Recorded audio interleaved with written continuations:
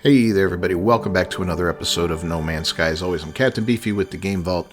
In today's video, I spoke with the guys from the gang. This is Uncle Mike, Hobbit, Andre, the guys that I live stream with every Monday at 5 p.m. Eastern Standard Time.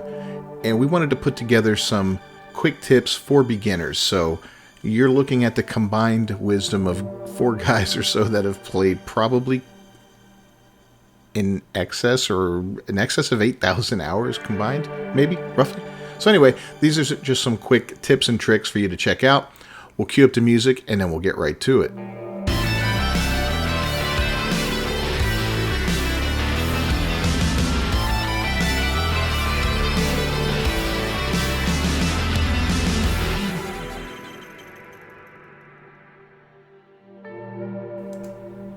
Alright, so let's start off with some advice that Andre has for new players. One thing that he likes to stress is, in the beginning, don't worry so much about Sentinels or any hostile creatures on the planet's surface.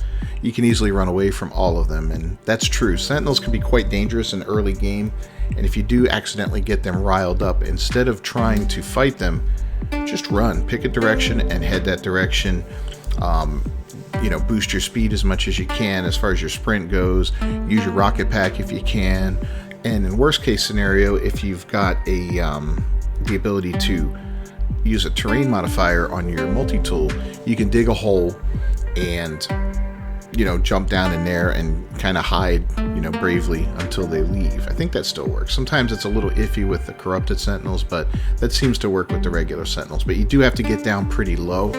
If you're kind of close to the surface, I've been tagged by Sentinels while underground, and they're not in the hole with me, they're above me, and they've taken some shots at me, especially those darn dog looking ones. Those things can be a pain in the butt.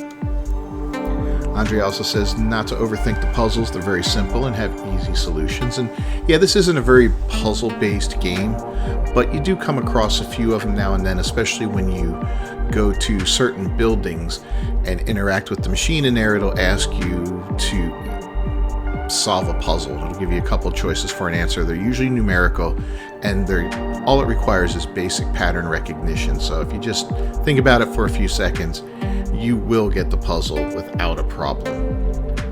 And another thing Andre stresses is nothing needs to be done right away. There's no clocks timing you, and you can finish a side quest in an hour, a week, or never if you want. And that's true. This game is very open-ended. Sometimes I play through and I don't do any of the quests or anything like that. I just, certain playthroughs I'll go in and I just want to fly, build, explore, chill out and all that. Other times I'll focus on certain things to get certain goals. So he's right, there's really no hurry to do it. You're not going to get any punishment if you don't finish it in a certain amount of time. You're not going to lose out on anything. You'll just finish things at a later time. So let's all move on to Uncle Mike, as we call him.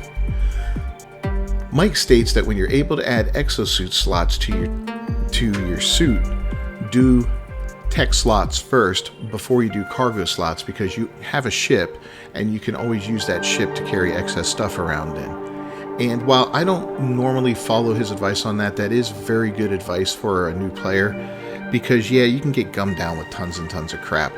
And if you're not sure what you're doing, especially as a brand new player, having that ship full of crap following you around is a good thing.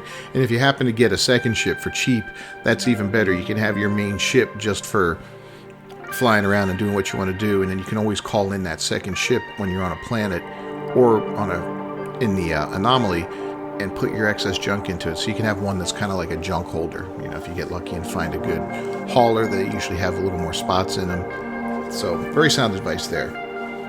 Now, he also says that when you have need to place a save beacon so you can find your way back to something, instead of doing that, place a base computer instead. They are cheap to put down, but he says that way later on you can just fly back to it if you need to through a teleporter or whatever, and it's quicker than using a ship to fly to it. You can just hop on the space station or the anomaly or whatever and go directly to it.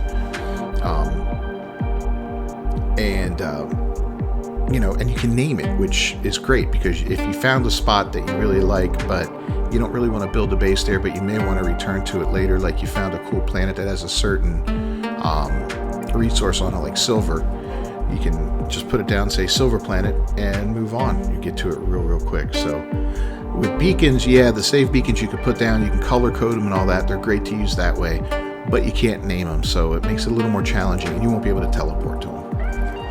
And Mike also stresses, read the fine print. He missed being able to craft multiple items at a time because he overlooked the info in the crafting window. And he said he made it to a bazillionaire, and I'm quoting him on that one, twice by crafting one piece at a time. That's time consuming. So when he finally realized that you could craft multiple items at once, he was very happy. And it's like one of those head slapping moments, like, oh geez, I can't believe I never paid attention to this in the beginning. So yeah, we've all done stuff like that. It's kind of crazy. So definitely read the fine print when you're crafting, and you know, I like to do things in bulk, so when I craft stuff, I like to craft a ton of it. Alright, next up is a little advice from Hobbit. Hobbit says, do ship hunting and a mold base. Those are two key things for nanite farming, and he is correct on that. Now, ship hunting is good for a couple reasons. It's always good to get more ships and to get better ships and upgrade your ships. But if you do buy S-class ships, if you can, you know, get the money up to it, and you break them down, you're going to get S-class quality modules that you can sell for nanites, or use them on your current ship. But mold bases is what we casually refer to as planets that have curious deposits on them.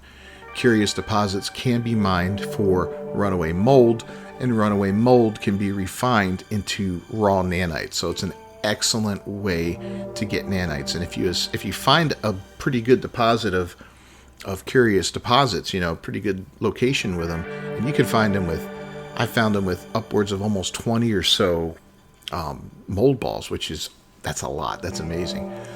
You definitely want to put a base down there. You definitely want to get as many refiners in there as you can. They do take it takes a little time to refine the mold down. So if you can, you know, split it in half or split it into 4 pieces, it'll either cut your refining time in half or cut it by a quarter. So that's highly recommended for making nanites.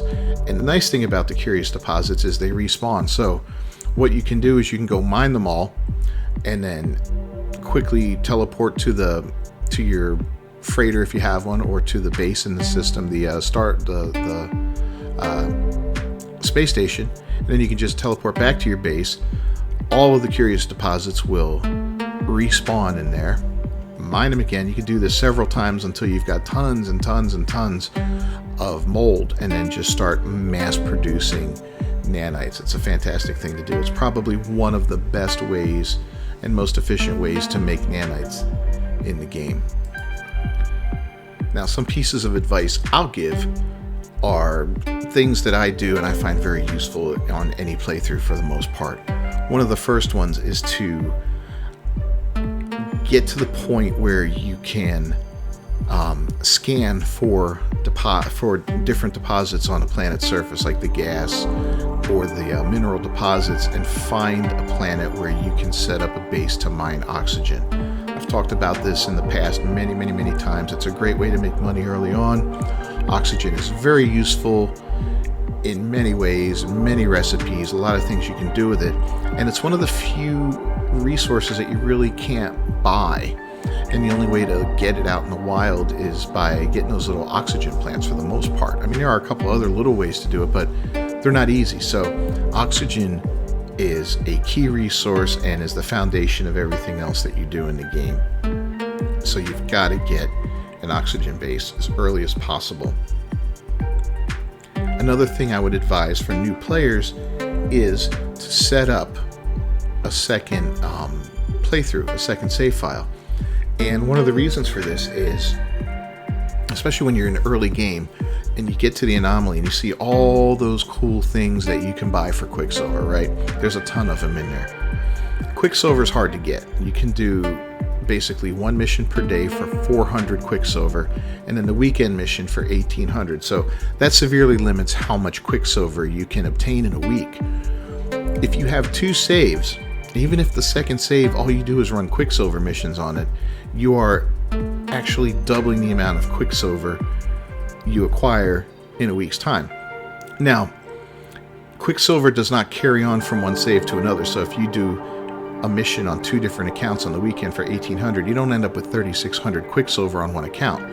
But what you do end up with is 1,800 on each account, and if you spend that Quicksilver on one account, the item will unlock for free on the other account. So you can effectively double how quickly you can unlock all those cool things that you can buy with Quicksilver. Some of them are expensive, some of them cost you thousands.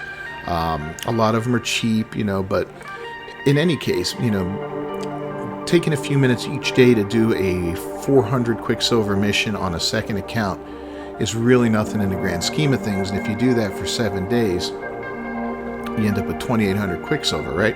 400 times, yeah. And then you throw on another 1,800 and, look at that. You've made quite a bit in a week. So in addition to what you make on your regular account. So that if you really want to save up for, let's say, a living ship egg, a void egg on your main account, well, then you can just do that second account and spend it on all the little cosmetics and fun things that you want to do. Another piece of advice for a new player is to keep yourself organized to the best of your ability. And what I mean by that is when you start getting the ability to build storage units and so forth, don't just throw random crap in it. Now, I do that when I start a new save. I'll build 1 or 2 storage units and I'll just start throwing random crap in there just to get it out of my inventory and all that. But once I build up to the point where I can actually create all of those things in a way that I want to use them, like whether it's on a freighter or on a single base, whatever, I'll organize those storage units because it makes things so much easier. If you're looking for something in particular, it's great to know which box to get it in. Is it in my resource box? Is it in my trade goods box? Is it in my fuel things box? And then there's always that random box. So that's kind of like the junk drawer in the kitchen where you just throw all the crap that really don't know where else to put it. You're going to have one of those. But everything else, keeping it organized is nice.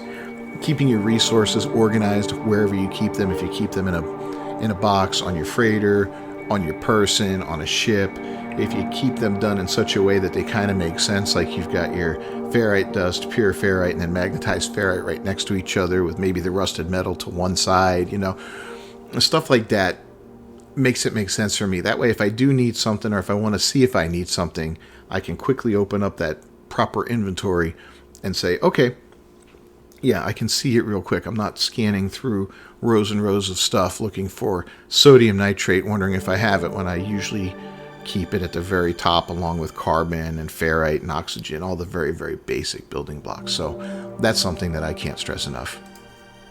And my final piece of advice for No Man's Sky as a new player is to just get out there and have some fun and experiment. Try different things. Visit different systems, try to refine different things, try to mix them up when you get to better refiners. Go out and have a blast. Check out all these new systems, build your ships up, get new ships, try different types of ships, and find a method of play that you enjoy, because there's a million ways to enjoy this game. You can enjoy it as a trader, you can be a pirate, you can be an explorer, you can do pretty much anything. You can set up mining colonies and make yourself rich mining precious metals. Tons and tons of things to do. So whatever suits you, give it a try. You can always start a new save and boom, you're good to go. Alright guys, well thanks for joining me. As always, I'm Captain Beefy with the Game Vault, and special thanks to Andre, Mike, and Hobbit for contributing to this video with their wisdom of thousands and thousands of hours of game time. If you enjoyed this at all, found any of it entertaining or useful, please leave a like on the video. Don't forget to subscribe to the channel. Ring that bell for notifications. I'll see you guys next time. Until then, peace.